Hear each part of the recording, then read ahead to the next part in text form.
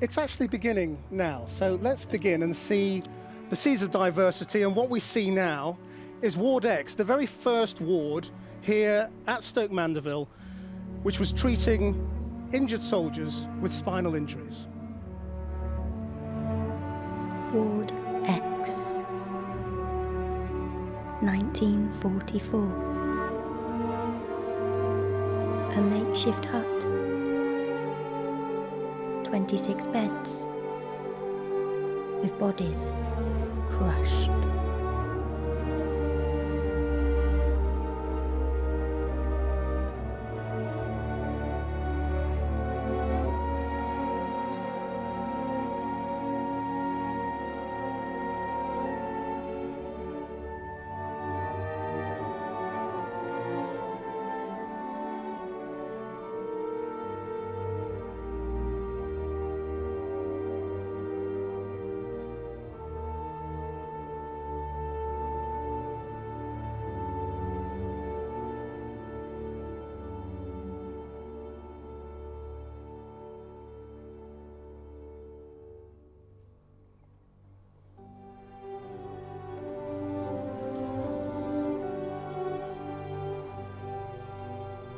But there's a seed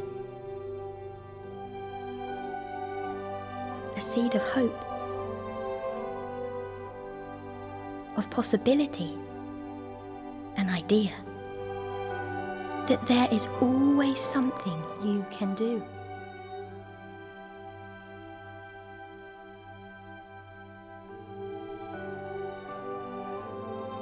Difference and diversity is the key. The dancers Laura DeJow and Chris Pavia. Laura being the first disabled dancer to appear on the stage at Sadler's Wells.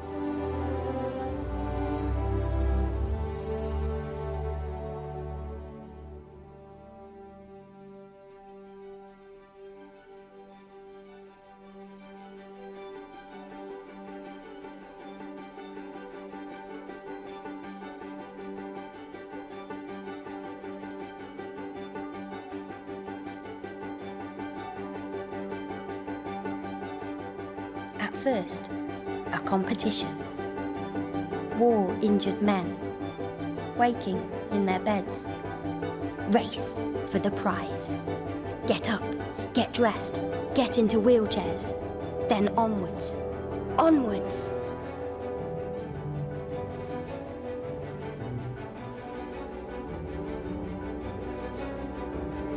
And what we see here is how Gutmann was using sport in those very early days in a very pioneering way to rehabilitate servicemen who'd come back from war, leading them into the first competition. And that competition, Tim Hollingsworth, was archery. It was. It's the original sport of the Paralympic movement. 16 of them, all British in this case, and then very soon afterwards some Dutch wounded servicemen as well joined them, I believe. And we found it was a very humble beginning, as we say. And always moving, never still. Spirit in motion, bows drawn taut, eyes focused, arms stretched back. The tension.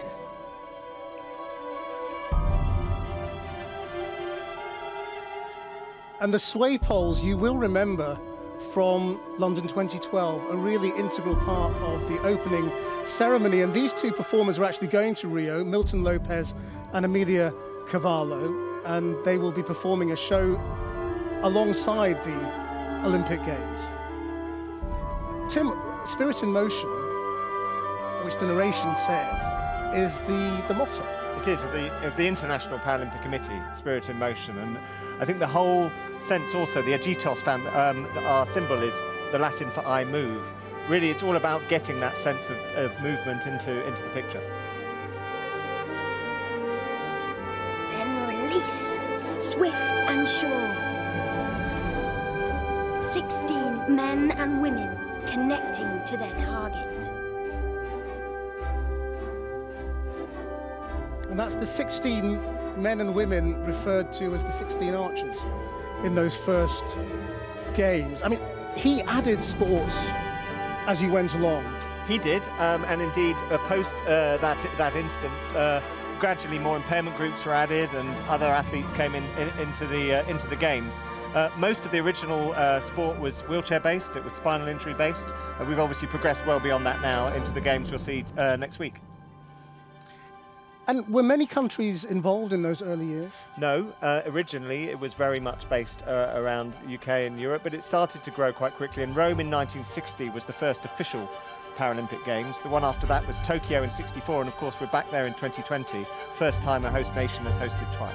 And what we see now is the seeds of diversity coming out. Now, this is the idea that from this seed here at Stoke Mandeville, and there we see Ludwig Gutmann's packet of seeds, these seeds were spread out around the world and planted as a movement that has grown into what we will see as a Paralympic garden.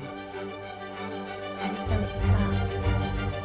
Seeds take root. They germinate, grow, flower, and flourish. The seeds of diversity spread throughout the world.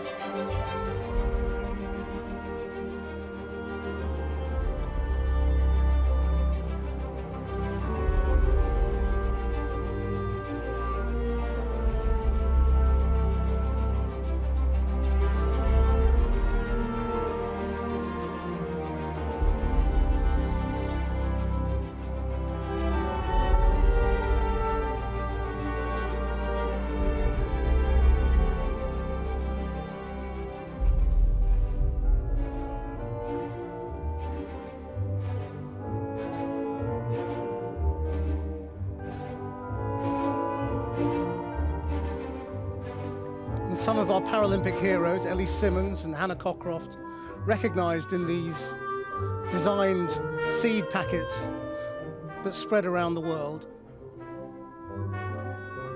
And Ellie still one to watch. Yep, she arrived in the village last night. She's entered into the same event she won and competed in London. But there are many athletes now. That's one of the great joys for us. Of our 264 in Rio, we've got many medal hopefuls and hopefully many household names to come. Do you think there will be new poster stars? I do hope so, because we're so competitive across so many sports. The ability we've got, at least, for new names to come to the fore, very much as they did for Team GB during the Olympics, and actually it not being just the old names, but hopefully some of the old names still winning. Now, if you're wondering about the dog is Griffin, and he belongs to Claire Sibberton. He's a Labrador Retriever mix, and Claire Sibberton describes him as her lifeline. He does an extraordinary amount of things for her.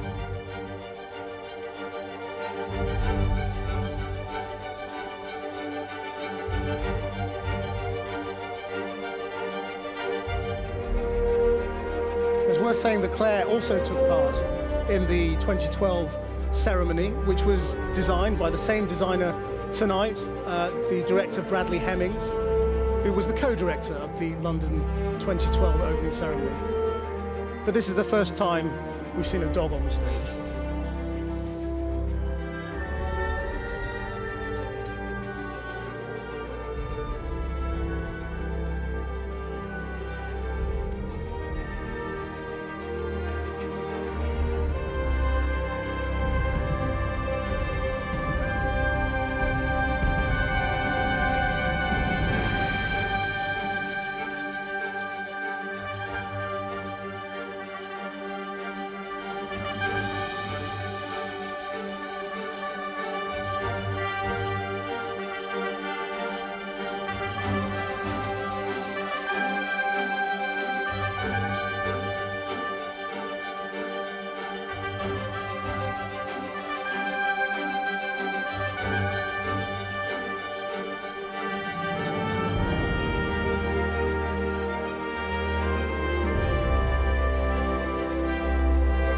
Keep your eye on what was Ward X and what is now that amazing glass lighthouse, because somewhere within that is the Heritage Flame.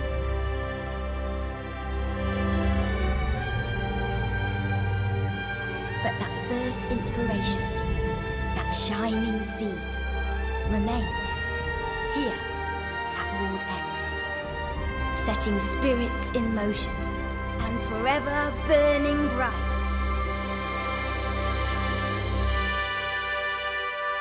And there is the flame in a seed pod brought out by Kelly Gallagher, one of Britain's stars of the Winter Games. Yep, our first ever Paralympic gold medalist back in Sochi 2 years ago. Yeah, so her name forever in the record books as our first ever winter gold medalist. Downhill skier. But that flame needs to be taken onto a torch, and one of our great stars is appearing for that.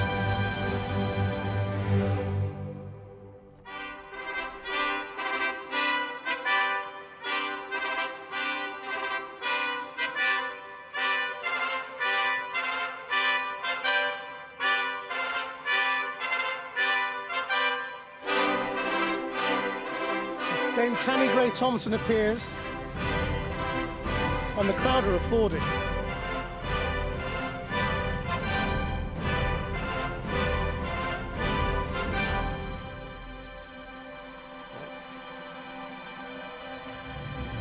$11 gold medals. Something like that. Lots. And there she salutes Ludwig Gutmann, Yeah. the founder of the Games. His daughter's in the audience tonight, Ava Luftler.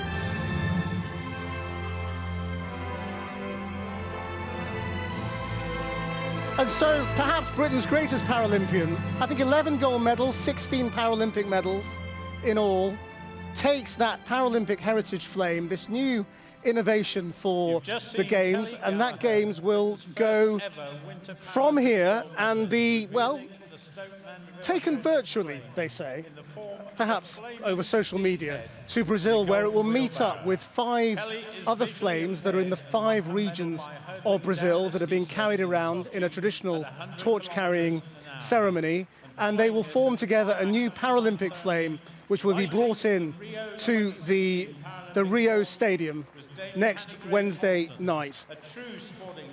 And that is the ceremony.